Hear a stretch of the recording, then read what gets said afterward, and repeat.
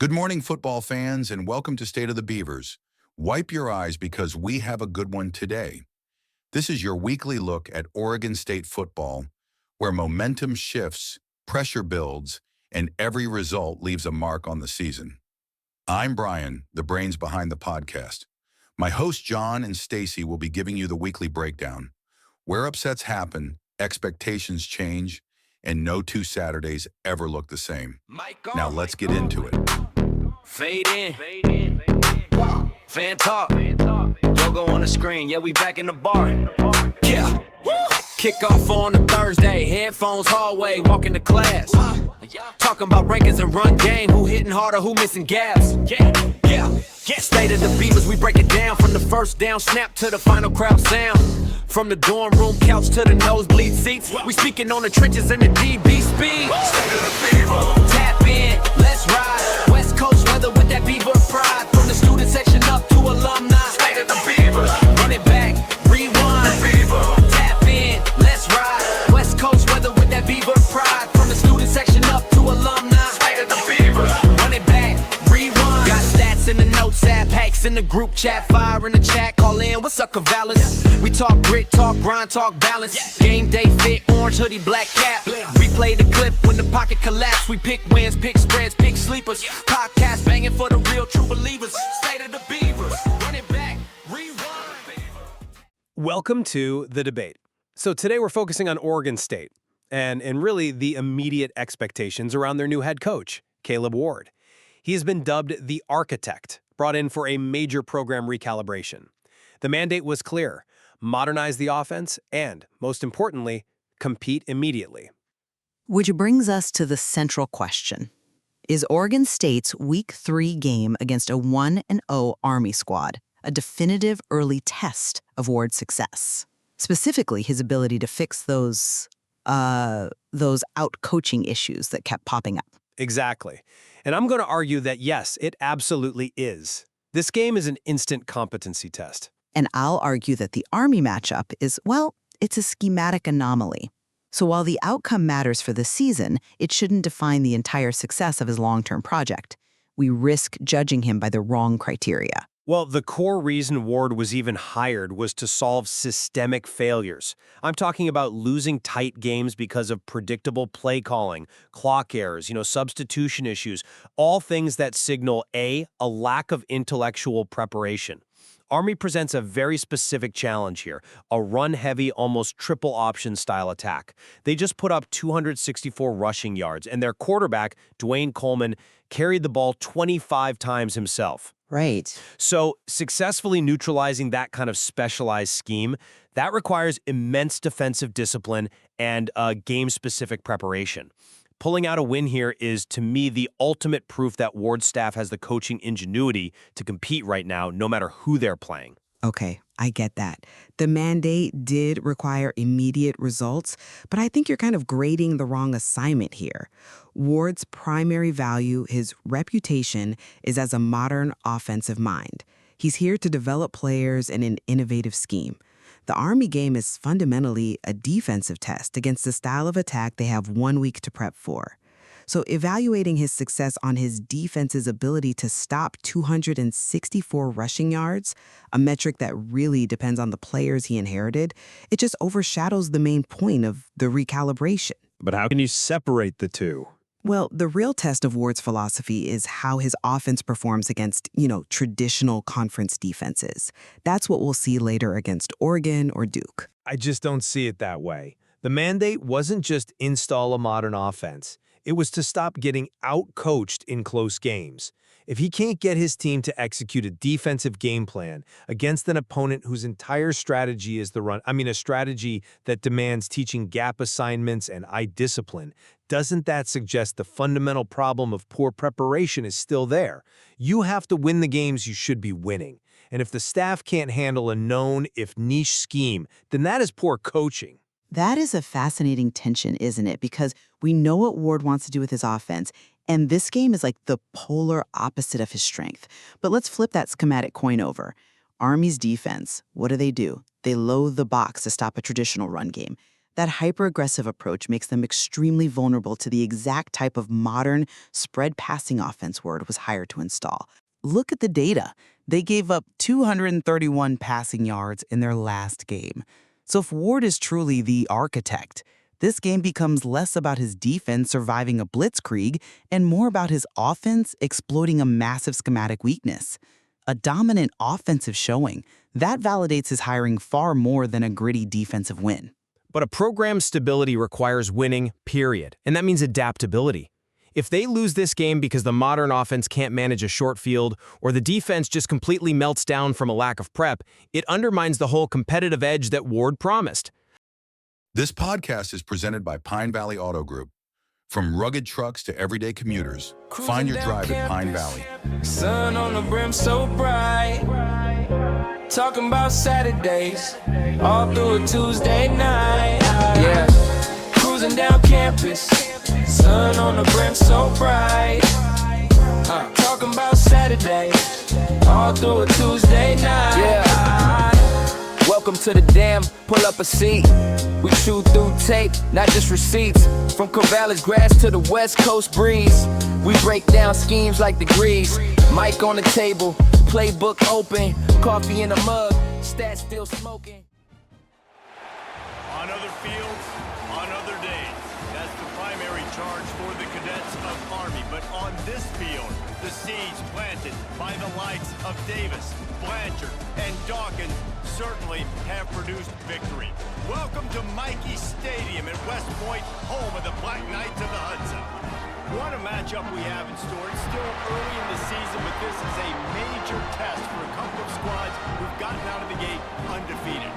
As we'll see a squad from the Pac-12, the Oregon State Beavers, taking on a squad from the American, the Army Black Knights. 3A Sports College Football. I'm Reese Davis, David Pollitt, Jesse Palmer alongside. Guys, we can't wait to see this game. Been looking forward to it all week. The Black Knights will kick it away to start.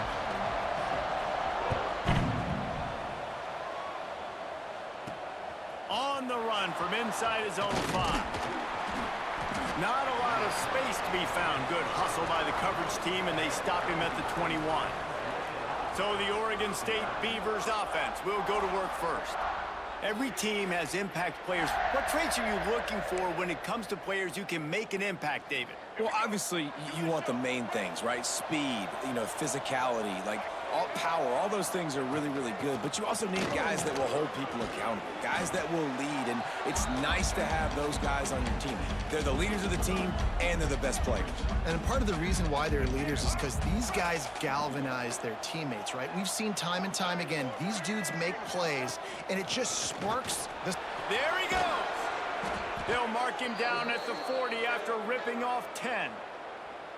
You want to get the crowd out of the game? Make it boring. Pound the football. Run the football right at them. It takes the juice away. It takes that sauce away. You don't get to those third down situations where they get absolutely bonkers, and it's hard for the quarterback to even think. Just run the football right at them. Looking to the big tight end. And it was worth going for a chunk play, but the long pass is incomplete. Try to make up for some of that lost ground on second down. He'll pull it on the read. Not much running room there thanks to this senior defender. Yeah, and it's a nice job by this defense understanding, listen, that QB is a threat. And they're going to run all kinds of options, and he's going to run the football. They were dialed in and got that sucker to the ground. Back to pass, it's Murphy. Fires to the wideout. Intercepted, and the first drive ends with a pick. He stopped, not much on the return. Over and handed the defense an interception. Quarterback's going to have to be more dialed into his decision-making in this game. Sends it back in motion. Takes the handoff. It's Reed. They can rely on this guy to pick up solid yardage when they need it, and he's out to the 43. A lot of times it's hard to see those linebackers coming down late and blitzing through a gap. The offense did a really nice job getting a hat on a hat, blocking up front so the running back could get some positive yards.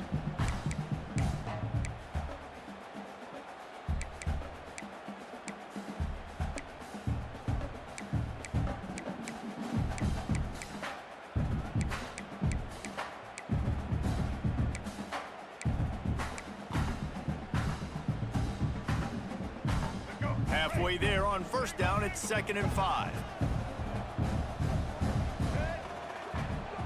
They'll send the back in motion. They'll run the option. Stopped in the backfield, and that'll be a loss of 2. Phenomenal job by the defense that time, shutting down the option play. They knew they were going to see this in this game, and all week long in practice, they really focused on this assignment football, making sure the dive, the quarterback, the pitch, all taken away. Nowhere to go with the football that time offensively. The defense coming up with a huge negative play. And the Black Knights will line up to punt it away. They'll boot it into the night sky for the first time.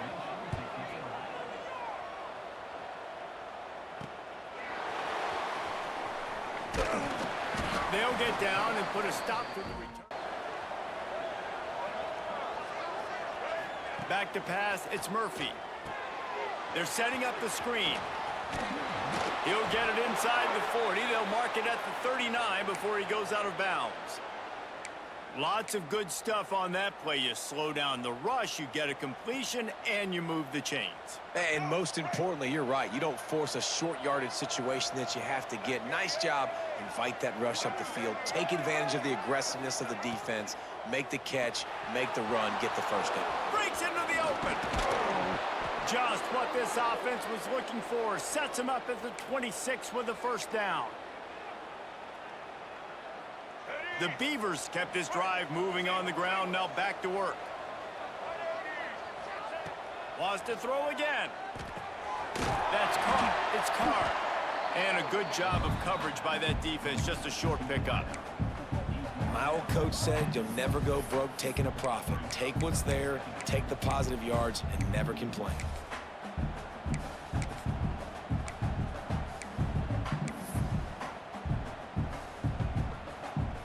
Let's see what they've got on second down. On the option. The pitch. Got some room, headed to the goal line. Touchdown, Beaver! How about this back staying on track and getting it in on the option? The running back is going to get the long touchdown run on the stats, but the option was run beautifully. How about the timing down the line of scrimmage? A perfect pitch, and the running back takes it and does the rest. That's why this offense is hard to stop. So many options on so many plays. Getting ready for the extra point after the first score of the game. And he's got the extra point, and it's 7-0 to start this one. And let's check in with Kevin. The chains, it'll be 4th down. The Black Knights decide to punt it away. This will be the second time they've had to kick it away. Just needs a crack to get a return. A little pressure on the coverage team there, and they'll stop him at the 47-yard line. Oregon State has it back, and here comes the Beaver offense. Took the last drive in for a touchdown. They'll try to do it again on this one. Good field position to start this drive at their own 47. He'll do it himself. Oh, he's got some space. Finally corralled, but not before. He picked up the first down. Well, this is one of the fastest quarterbacks in college football, and that's why the option's a good idea, because if he can get out in space and he has a chance to get downfield, he is really difficult to tackle, and he's very difficult to catch, as you saw in that last play, getting a first down. And a good, solid pickup before the defense cuts him down. That's what's so great about these QB runs. They just chip away at the defense. And as this game goes on, these little QB runs, they're going to help keep third downs manageable for this offense. Looking to pass. It's Murphy. Scrambling away. And this one's not working. He'll just run away. Know the situation, know the game of football, right? When I start to get outside the pocket, I don't see anything there. I can throw the ball away. I don't have to take a sack, get a lost yardage play. I can just throw the ball out of bounds as long as it passes the line of scrimmage. We go on to the next down. No harm, no foul. He breaks a tackle. They finally get a hold of him, knocking him down behind the line of scrimmage. He had been running wild.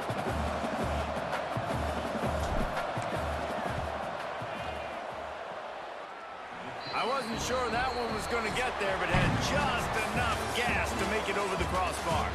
And that lead grows even bigger. That's the end of the period, and Oregon State has the lead. Really strong performance so far to be able to build a lead here in the first period as we look at the stats.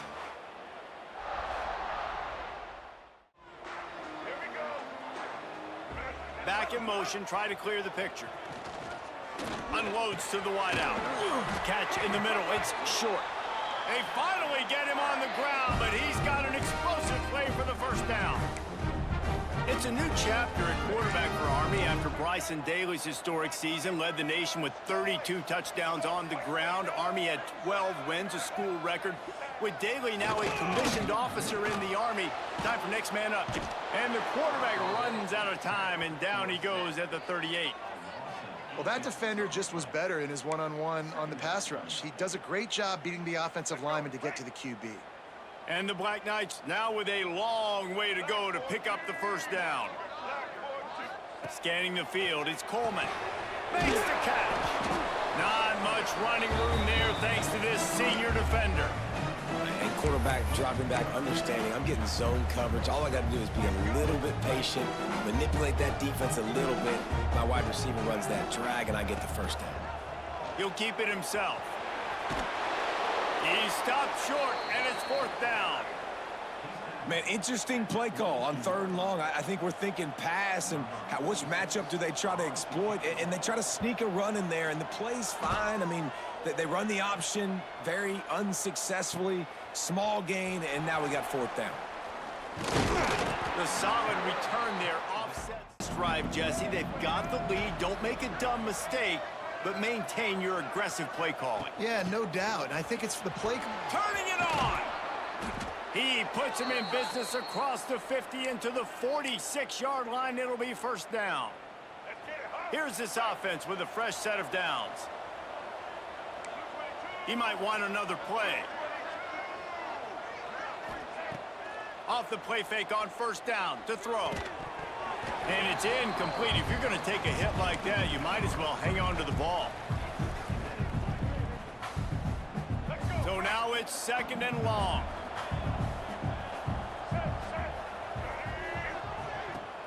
Trying play action. Floating away.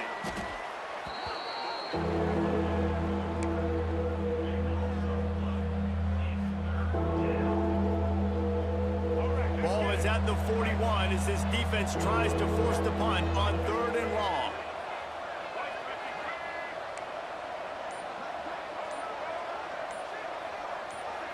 To the air, it's Murphy. Under fire. Picked off, and they ruin an early drive with the turnover. Looking for more room. Finally brought down, but what a play, not only to get the... Cross the offensive lineman's face and work his way to the QB. The Black Knights will punt it away on 4th down. 3 and out, they got stuck in reverse. They hope the punt can bail them out. And that here comes the Beaver offense. And he's able to find a little bit of running room before they get him down. The Beavers with a 2nd and short to keep this drive moving. The give to the running back from the shotgun. How about that effort to get it out across the 20? They'll mark it at the 21. It's a first down. Another good run. Man, he has been picking up yards in bunches today. Jesse showing off all the skills. And he's showing no signs of slowing down, David. This guy just gets better as the game goes on. He is a beast. He'll pull it on the read. And I think they'll give him 2 on that one. 2nd and 8 coming up. They go with the option. Quarterback keeps it himself. And look, we've seen this guy on tape, guys, break these tackles and take it the distance. This offense should keep dialing up these option plays. Don't let that short gain by the QB prevent you from running this scheme in your playbook. And the Beavers line up trying to move the sticks on 3rd and short. Rides to back and leaves it. Now they'll really try to get this drive going. Good execution on 3rd down as they have it 1st and 10 at the 31. Down to 2 minutes before the half, and they'll take the timeout and see if they can add a little more before the break. The Beavers have it with a 1st and 10. Dropping back, it's Murphy. get it out on the screen. And good coverage by the defense, just a short gain. Man, this guy's going to need some water when he gets to the sidelines. They've been putting him to work on this drive, right? We've seen him toting the rock with success. Now you're seeing him get involved in the passing game, too. They are highlighting his versatility here on this drive. Second down, he'll throw it. Buys a little time with his feet. Not a lot of room there. He'll pick up a few before he's forced out of bounds. And that's a really good job by this defense, because remember, when the quarterback runs, now you got an extra blocker, because he's not just handing it off and standing there, and they still did a good job at the point of attack, kind of strung it along and made him run out of bounds. Gets it to the 46-yard line. First down for this offense. The Beavers pounded the rock to move the sticks. Now back to work. To the air on first down. And that incomplete pass caused by the big hit on first down. Second down coming. Not many receivers like to get hit. They just don't, okay? They're prima donnas. That's what they are. That's who they are. Nice job by the defender. You could tell he was catching the football. He was going to put a hit on him to make sure he had to think about something later, and you could see the ball pop out. There he goes. Gives him the big stiff arm. Just making a huge play, and he sets him up all the way down at the 14. Well, Reese, you and I were talking about this before the game. How is this defense going to be able to deal with all the speed they have offensively? You saw them just rip off a big play. And, Jesse, now their head's spinning just a little bit. Give up a big chunk play, and it's right back at them.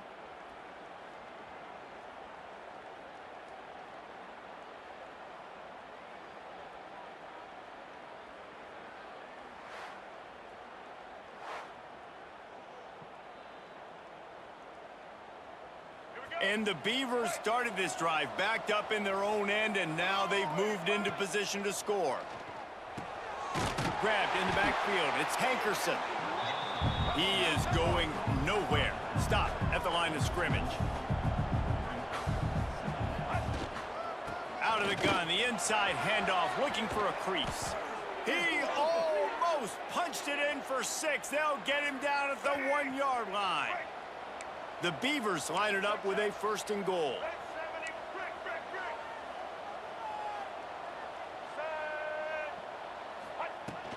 They'll try to get it in with the run. Into the end zone he goes. Touchdown, Oregon State. No step back in week 3. They have been sharp as they extend the lead. Well, this offense is clicking. They've been doing it all first half, running the ball, throwing the ball. They had insult to injury with another touchdown here right before teams go into the tunnel. This defense, guys, they have got to find some answers, and they've got to regroup here at halftime. PAT unit on the field. And with the extra point, they now have a 3. That's the end of the second quarter. That means it's time to join Kevin in our halftime update. Fellas, one thing we can always count on is a great atmosphere in West Point. And talk about a first half for the dude in that backfield. That coaching staff has been giving rave reviews on a weekly basis. And through 2 quarters today, he's been a complete game changer. He's breaking the will of this defense, and that's something that's just very tough to quantify. And with that, let's send it back to the guys along the banks of the Hudson. This podcast is presented by Pine Valley Auto Group. From rugged trucks to everyday commuters, find your drive at Pine Valley. This is the brief on Oregon State football's new era and Week 3 halftime reports. So Oregon State's got a new head coach, right? 36-year-old Caleb Ward. They call him the architect. His whole job is to stabilize the program and modernize the offense, because things had gotten pretty stale, especially with some poor late-game management. So this Week 3 game against Army, it's our first real look at whether this whole recalibration is actually working. All right, first takeaway. The offense looks good. They're showing some serious physicality, up 17-0 at the half, and a lot of that is thanks to running back Anthony Hankerson. I mean, the guy is a beast. He's already got 109 yards and 2 touchdowns on just 12 carries. That's a whopping 9 yards per carry. This is the punishing run game they promised. Second, the defensive transformation is just stunning. You have to remember, Army's a power run team that had 264 rushing yards last game. But today, Oregon State's defense has held them to, get this, -3 rushing yards. Yeah, -3. Guys like Nico Taylor and Rajon Davis are just living in the backfield, completely shutting Army down. Finally, though, there is one big red flag: the quarterback. Despite the dominance, QB Malik Murphy is struggling in the new system. He's thrown 2 interceptions on only 14 attempts, including one on the very first drive. So yeah, definitely some growing pains there that the coach is going to have to fix. This podcast is presented by Pine Valley Auto Group. From rugged trucks to everyday commuters, find your drive at Pine Valley. Halftime report, Kevin.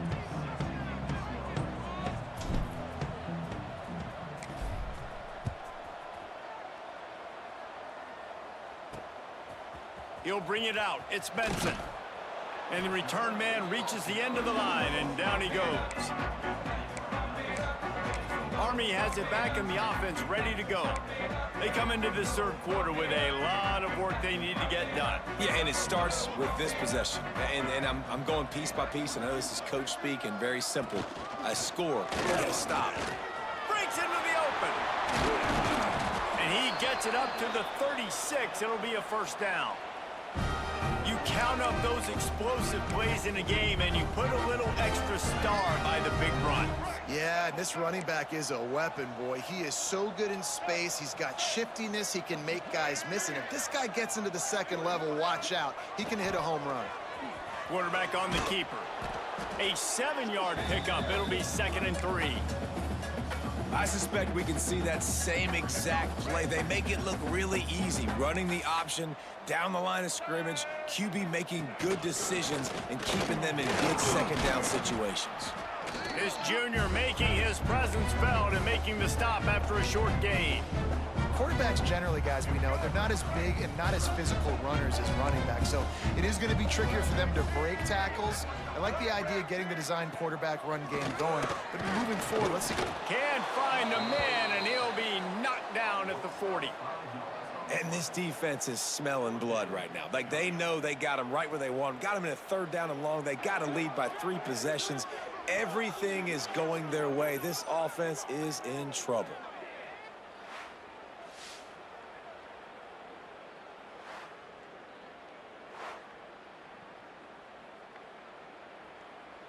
And the Black Knights will call on their punt team. That leg is staying loose, already the 5th kick of the night. Another punt on the way. Got to make sure those hammies and glutes all activated. Don't want any muscle pulls from overuse. Everybody stays in their lanes well enough, and they stop him at the 31-yard line.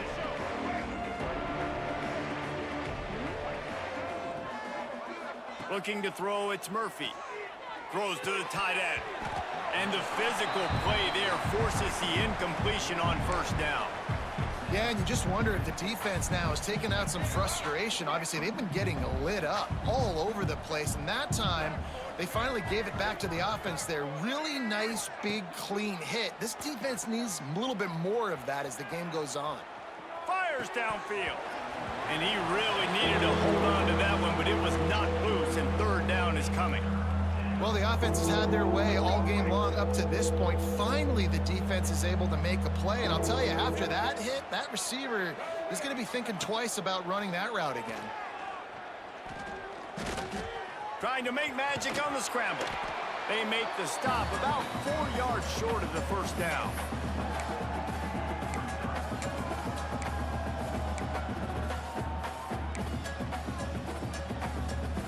So the offense is going to go for it on 4th down.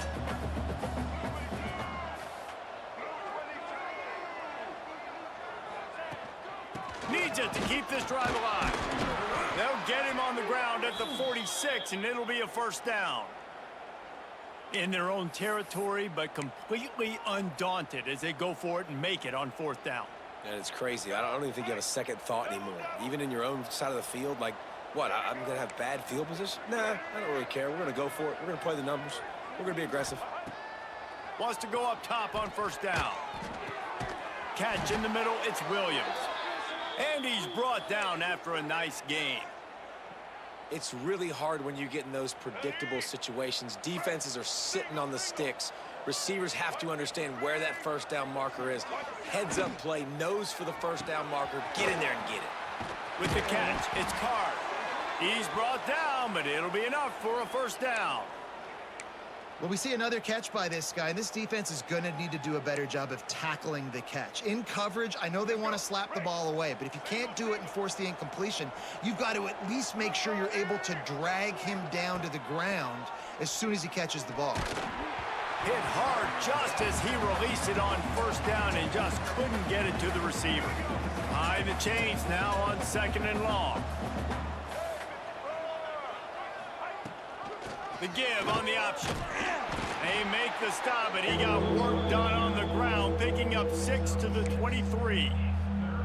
That's a big key for this offense. Now, you've got the lead here in the second half. You want to run the football, and you've got to just keep getting positive yards. You got to keep the third downs manageable so you can stay on the field, bleed the clock. That's going to be the key for this offense and their team winning the game. Absolutely nowhere to go as this defense makes a third down stop. They were banking on the yards after the catch, but that went into the negative column. Yeah, and I'm banking on the ball coming out quick. When I'm a defense and understanding 3rd and short, understand they're going to throw the ball really quickly, try to make a play. The defense knew it, broke on the football, made a nice tackle to force a 4th down.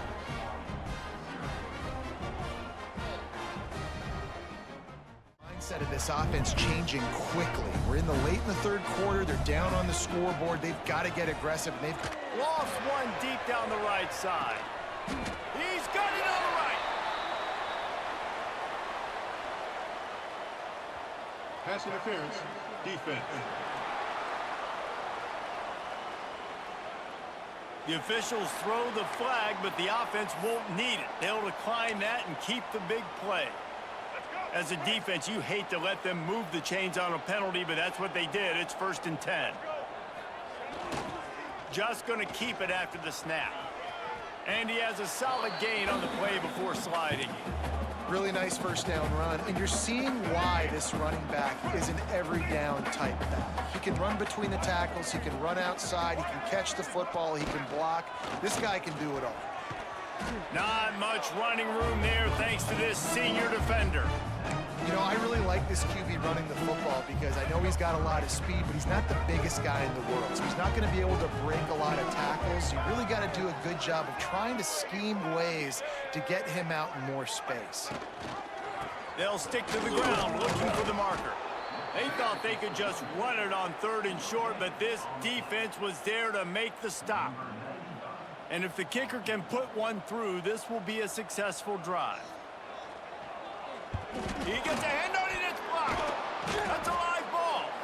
Yeah, that pretty much sums up the day, man. You've been getting beat all over the place. You're trying to make the score a little bit closer, maybe fight back in, maybe get competitive. Even your field goal unit isn't performing. It's onto the field. They'll start this drive from their own 35-yard line. They've got the lead here. Last time they settled for a field goal, but David got to find that balance between being aggressive and careful. And I think they'll take that. I got the lead, Palmer. I got the football. I got to take care of the football, put a nice drive together, and just get some kind of points on this drive. No doubt. Lots to be happy about right now if you're this team. I think for this one, though, on this drive, it's about finding the one-on-one matchups that are in your favor and then exploiting them. Almost a D lineman's dream, but he couldn't hang on. It'll be 3rd down. Well, this quarterback has struggled, having already thrown 2 picks. That should have been number 3. Somehow the defender dropped that one. Things not going well for this Q. Dropping back, it's Murphy. Here's the pressure. He's got an open man.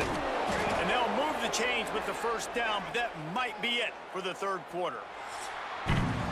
We've reached the end of the quarter, and Oregon State has the lead. They've built a comfortable lead after 3 quarters of play. Let's take a look at how we got here.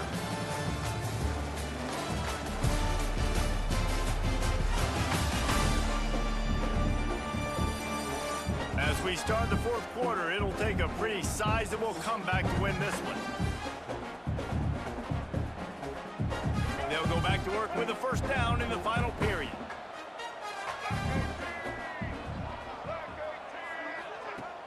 Use the play fake, now to throw.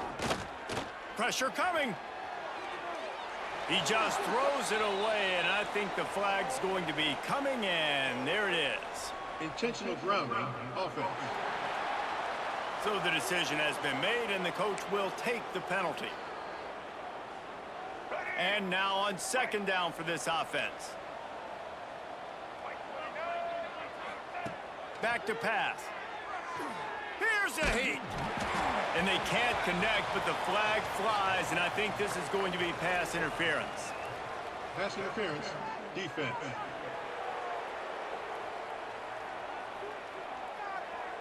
And the defender just way too handsy on that last play. You could see all the contact as the ball was in the air. He simply can't do it, and the referees caught it. The Beavers will snap it on 1st and 10.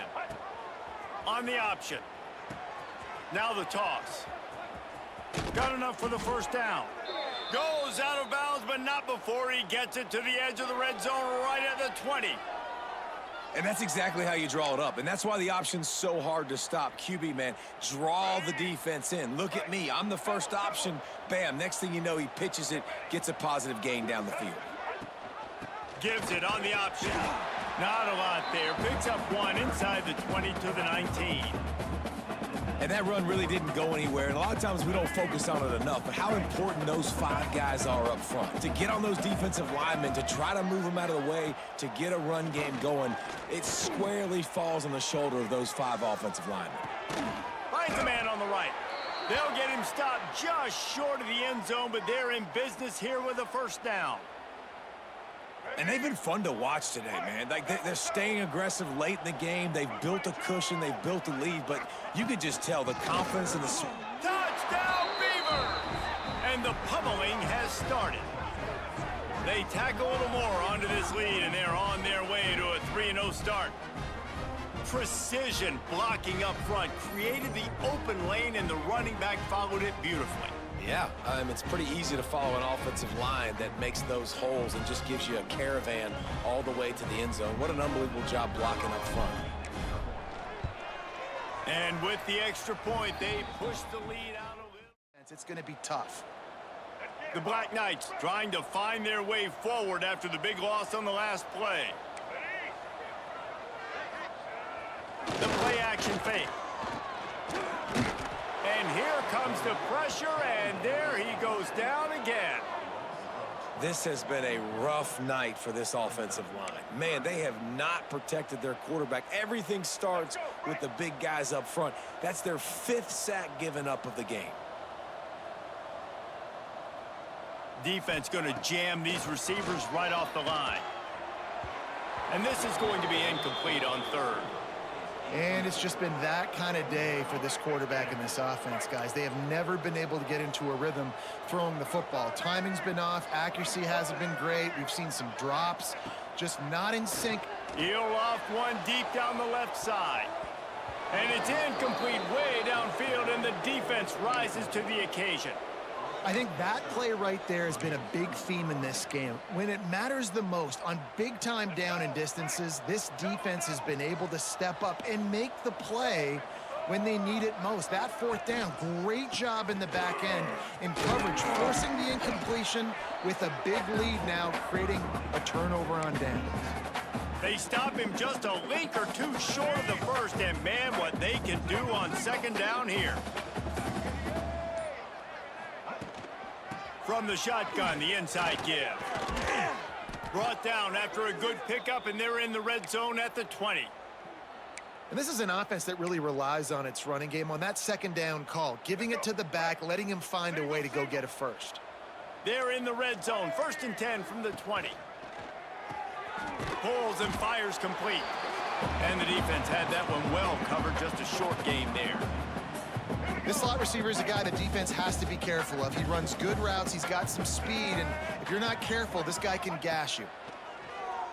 Pocket breaking down.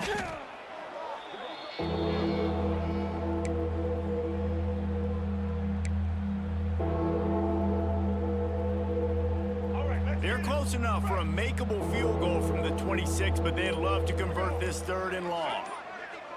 To the air, it's Murphy. Firing to the right, complete. That's not quite going to be enough as they stop him 4 yards short of the marker. And this field goal team has been busy. This kicker comes out for the 3rd time tonight. It is true as he puts 3 on the board. And that'll add 3 more to a lead that is already way out of hand. And they just tack on more points to this big lead. Listen, fourth quarter was sitting extremely over the field. Oh, he dropped it. He just lost his concentration and didn't look it all the way in. This is what an elite team does. They know they're better. They go out. They take the figurative sledgehammer and hit them right between the eyes. And they just look good in every phase of the game. If I'm on the coaching staff, I don't know what you could ask for your guys to do better. I think the challenge now for this team is going out next week and trying to play with the same type of intensity and the same level of execution. Well, Jesse, it's easy to look good on the field when you look that good in your unit. Like when you look that good coming off the bus. Those dudes are good. This is a great team, and they proved it. Just domination from start to finish. This podcast is presented by Pine Valley Auto Group. From rugged trucks to everyday commuters, find your drive at Pine Valley. Welcome to the debate. Today, we're looking at the immediate impact of head coach Caleb Ward at Oregon State, specifically through the lens of their pretty dominant 30-0 shutout over Army in Week 3. Right, and Ward came in with this very clear dual directive: stabilize the program right away and modernize an offense that had gotten, let's be honest, really stagnant. Exactly. So the core question is this. Did that decisive victory prove Ward has already succeeded, establishing that stability and a competitive edge, or did an amazing defensive performance just, mask the same old flaws on offense? I'm arguing this result validates his success. And I'll be arguing that the issues he was hired to fix are, well, still pretty visible. For me, this victory is definitive proof of Ward's promise to compete immediately. The competitive edge showed up entirely on defense by just completely neutralizing Army's triple option. I mean, holding them to only 36 rushing yards when they ran for 264 the week before, that is stabilization. The program stopped the slide by excelling at stopping the run, and on top of that, Oregon State's offense still ran for 182 yards, averaging, 6.3 yards a carry? That shows control, and it validates the early framework. See, I come at it from a very different perspective. A 30-0 score is, it's compelling, I get that, but the offensive unit still shows the exact same signs of stagnation that Ward, the supposed offensive guru, was hired to fix. Quarterback Malik Murphy completed only 56% of his passes, had a 97.1 rating, and threw 2 pretty bad interceptions. Okay, And you had Darius Clemens with 2 big drops. The win was sustained by sheer defensive dominance. I mean, Nico Taylor had 5 tackles for loss and 2 sacks by himself. It really feels like the defense won the game, while Ward's specialty, the offense, is still structurally suspect. I just reject the premise that offensive modernization has to come before stabilization. Shutting down your opponent's main strength is the competitive edge Ward promised. They stabilized the program by winning, by neutralizing the key threat. I mean, they held Army's quarterback Dwayne Coleman to -30 rushing yards. That kind of defensive execution is a direct result of the new standards Ward put in place. But he was hired for his innovative offensive vision, not to just lean on the defensive coordinator's game plan. My biggest concern is that a 97.1 QB rating and 2 interceptions against a defense like Army, it suggests a lack of sophistication. Where's the modernized scheme? If the passing game is still turning it over twice, and the offense is relying on Anthony Hankerson to run for 125 yards, the core offensive directive just hasn't been met yet. It looks predictable. I'd argue that focusing just on Murphy's stats misses the point of what successful game management is. But is it successful? Those turnovers prove the passing game just doesn't have the reliability you need for a close game. It feels like the same problems from the last regime. If the defense hadn't created such a massive field position advantage, would that effective game management still look like a success? That's a fair question, but I would say yes, because despite the turnovers, the offense still put up 352 total yards and scored 30 points. They found a way to score in all 4 quarters. They even converted a 33-yard pass in the second half that led directly to points. A good coach uses the tools he has. The offense showed it could close out a game, and that right there is stability. For me, the victory unequivocally proves immediate success. They've stabilized the program, delivered a competitive edge, and stopped the slide. And I'm just not convinced. The core issues in the passing game, the turnovers that defined past failures, they're still there, just hiding under the surface of a shutout. The offensive blueprint still feels flawed. That will be the true test of whether this Week 3 performance was a real recalibration or just a very impressive defensive outlier.